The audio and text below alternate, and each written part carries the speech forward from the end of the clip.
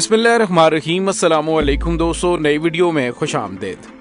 दोस्तों, इस वक्त 14 जमाती इत्तेहादी हुकूमत के लिए ये शेर बड़ा गाने का फिट आ रहा है, जा अपनी हसरतों पे आंसू बहा के सो जा।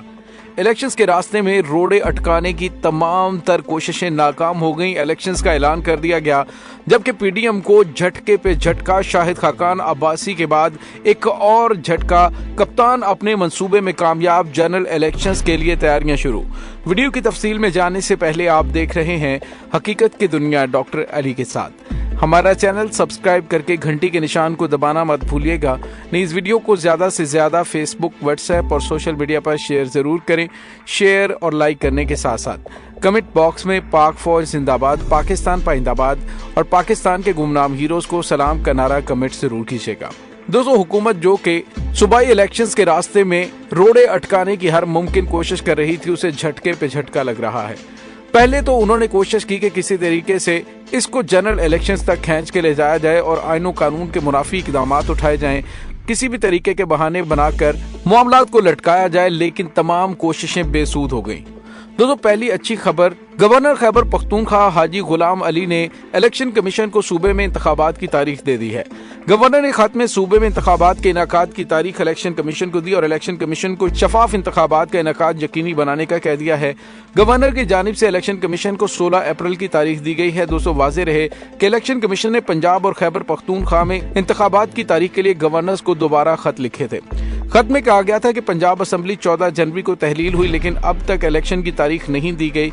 इसी तरह खैबर पख्तूनख्वा असम्बली 18 जनवरी को तहरीर हुई, लेकिन उस असम्बली के इंतखाबात की तारीख नहीं दी गई। खत में मजीद कहा गया कि आइन के आर्टिकल 105 के तहत तहलील की सूरत में गवर्नर्स का इलेक्शन की तारीख देना जरूरी है। दोस्तों, ख्याल रहे कि इससे पहले इलेक्शन कमीशन ऑफ पाकिस्तान ने पंजाब और खैबर पख्तूनख्वा में आम इंतखाबात की तारीख के लिए गवर्नर को खत लिखे थे। इलेक्शन कमीशन की तरफ से गवर्नर पंजाब बलीगुर रहमान को भेजे गए मुरासले में कहा गया था कि आम इंतखाबात के लिए पंजाब में 9 अप्रैल से 13 अप्रैल की तारीख मुकर्रर की जाए। इसी तरह गवर्नर खैबर पख्तूनख्वा गुलाम अली को भेजे गए मुरासले में इलेक्शन कमीशन ने कहा कि सूबे में आम इंतखाबात के लिए 15 से 17 अप्रैल की तारीख मुकर्रर करें। तो दोस्तों, सेक्रेटरी इलेक्शन कमीशन ने इस हवाले से कहा था कि आइन के तहत गवर्नर असेंबली तहलील होने के 90 दिन में इलेक्शन के इनेकाद की तारीख देने का पाबंद है। तो दोस्तों, यहाँ पे आपको ये बताते चलें कि खैबर पख्तूनख्वा में तो 16 अप्रैल की तारीख दे दी गई है। हालांकि खैबर पख्तूनख्वा के गवर्नर की जानिब से चंद दिन पहले कहा गया था कि मैं तो चाहता हूं इलेक्शन हो, लेकिन इदारे और इलेक्शन कमीशन नहीं चाह रहे। तो अब यहाँ पे आपको ये बताते चले कि सारी गेम बेनकाब होने के बाद और इमरान खान की प्रेशर बेल्ट पॉलिसी की वजह से सबको घुटने टेकने ही पड़े हैं, क्योंकि हुकूमत को कहा जा रहा था कि अगर आपने इन मामलात को लटकाने की कोशिश की तो आईनी बहरान पैदा होगा, जिससे मामलात बहुत ज्यादा खराब हो सकते हैं।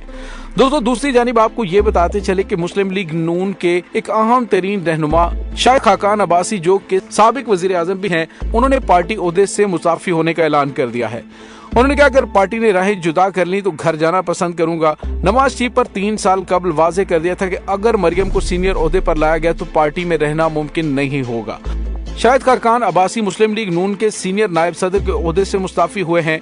उन्होंने कहा कि किसी भी मौके पर पार्टी के चीफ ऑर्गेनाइजर वो नहीं होंगे, नून लीग के साथ आखिरी दम तक रहेंगे, लेकिन अगर पार्टी ने राहें जुदा कर ली तो घर जाना पसंद करेंगे, क्योंकि मैं हद से ज्यादा पुरअज़्म सियासी कारकुन नहीं हूँ। मेरा री इमेजिंग पाकिस्तान फोरम किसी शख्स या पार्टी के खिलाफ नहीं है।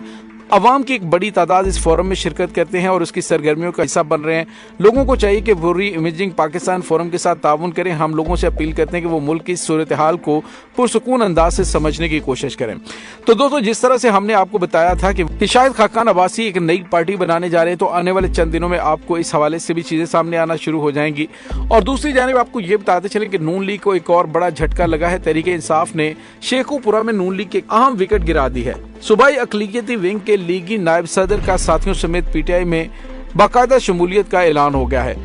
पाकिस्तान तहरीक इंसाफ ने मुस्लिम लीग नून के मजबूत हल्का करार दिए जाने वाले शेखुपुरा से अहम नून लीगी विकेट गिरा दी है और ये बताया जा रहा है कि डॉक्टर कैसर शहजाद अपने साथियों समेत तहरीक इंसाफ में बाकायदा शामिल हो गए और तहरीक इंसाफ के साबिक एमएनए और मरकजी सदर जय प्रकाश और सदर minority wing central Punjab Shanila रोध की क़यादत में ऑल पाकिस्तान पास्टर अलायंस और नायब सदर नून लीग अकलियती विंग, उन्होंने तहरीक इंसाफ में शमूलियत इख्तियार कर ली है। तो दोस्तों इस वक्त इमरान खान की पॉलिसी जबरदस्त अंदाज में काम कर रही है।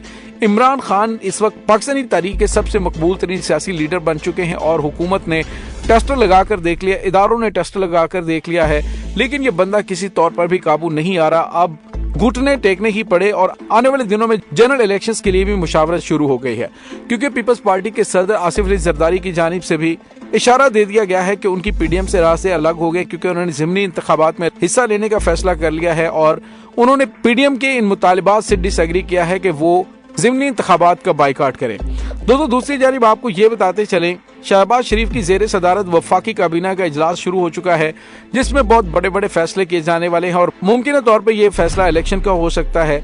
मुस्लिम लीग नून के सीनियर नायब सदर शाहिद खाकान अब्बासी के पार्टी ओहदे से मुस्ताफी होने पर पीटीआई की जानिब से रद्दअमल देते हुए कहा गया है कि ये काबिल कदर इकदाम है। उन्होंने कहा अगर शाहिद खाकान अब्बासी साहब अपने उसूली मौका पर साबित कदम रहते हैं तो बिलाशुबा उनकी इज्जत, वकार और सियासी कद में बड़ा इजाफा होगा।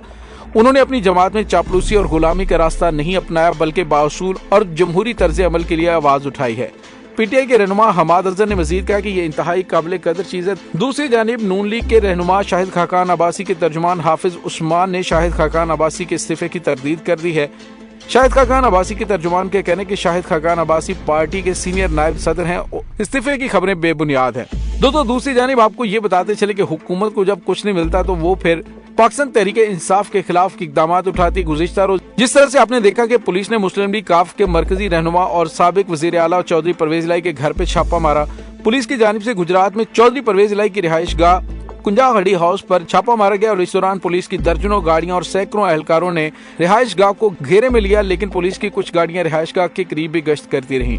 पुलिस ने इस हवाले से वजाहत पेश करते हुए कहा गया है कि छापा चौधरी वजाहत की गिरफ्तारी के लिए मारा गया। चौधरी वजाहत के घर न होने के बायस एहलकार तलाशी के बाद वापस चले गए। पुलिस के मुताबिक चौधरी वजाहत हुसैन के खिलाफ गुजरात के थाना कुकराली में मुकदमा दर्ज है। दूसरी जानिब चौधरी परवेज इलाही ने कहा कि शहबाज शरीफ चादर और चारदीवारी का तकद्दुस पामाल कर रहे हैं। उन्होंने कहा कि निगरान हुकूमत की गैर कानूनी हरकत पर हम अदालत में जाएंगे। उन्होंने कहा मुल्क में दहशत गर्दी हो रही है और हुक्मरानों ने पुलिस और इंतजामिया को इंतकामी कार्रवाइयों पर लगा रखा है। चौधरी परवेज इलाही के बाद पाकिस्तान तहरीक इंसाफ की जानिब से भी सख्त तरीन रद्दअमल दिया गया है कि हुकूमत की जानिब से जिन मामलात की तरफ तवज्जो देने की जरूरत है उस पर तवज्जो देने की बजाय पाकिस्तान तहरीक इंसाफ के रहनुमाओं के गिर्द घेरा रंग करने की कोशिश की जा रही है। तो दोस्तों हुकूमत इस वक्त बुरी तरह से सटपटा चुकी है, उन्हें समझ नहीं आ रही हमने क्या करना है। अब वैसे मुस्लिम लीग नून के हलकों की जानिब से शहबाज शरीफ को कह दिया गया है कि अभी भी वक्त है, जनरल इलेक्शंस की जानिब बढ़ जाओ, वरना अवाम में जाने पर जूतों के सिवा कुछ भी नहीं मिलेगा। दोस्तों इस तमाम सूरत हाल के बारे में आपका क्या कहना है, कमेंट सेक्शन में अपने ख्यालात का इजहार जरूर कीजिएगा। इंशाल्लाह बहुत जल्द मिलते हैं एक नई वीडियो में, तब तक के लिए अपना बहुत सारा ख्याल रखिएगा।